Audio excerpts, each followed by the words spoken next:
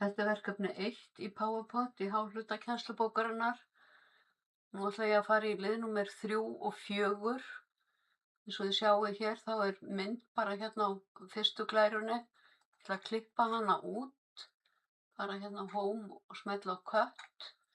Og síðan ætla ég að fara í Slide Master, það er liður 4. Það er svona aðalskyggna. Ég ætla að breyta letri og setja hreyfingu á texta og ýmislegt fleira.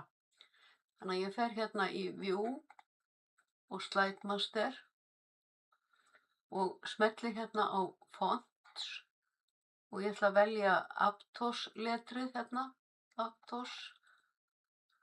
Og síðan ætla ég að líma myndina sem ég klippti út í hornið á glærunum sem eru með Title and Content sniðinu og To Content.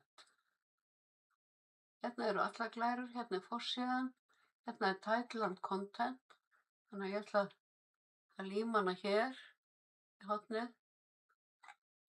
Ég ætla að klippa hana aftur,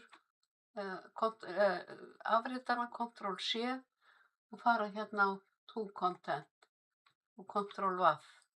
Þá lendir hún hérna upp í horninu. Og síðan ætla ég að fara á efstu glæruna hérna,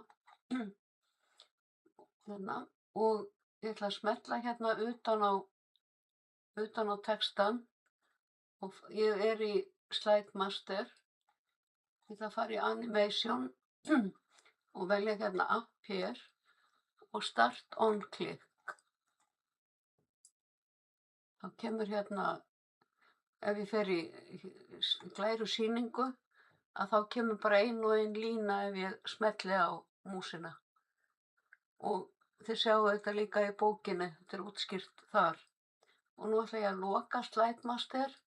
Þá fer ég hér í Slide Master og Close Slide Master. Og eins og við sjáum þá er myndin komin hér og hér og hér, þetta voru To Content. En ef ég vil breyta myndinni, setja hana á einhvern annan stað, þá verð ég að fara í Slide Master. Ég get ekki smellt á hana hér. En ég ætla að vista.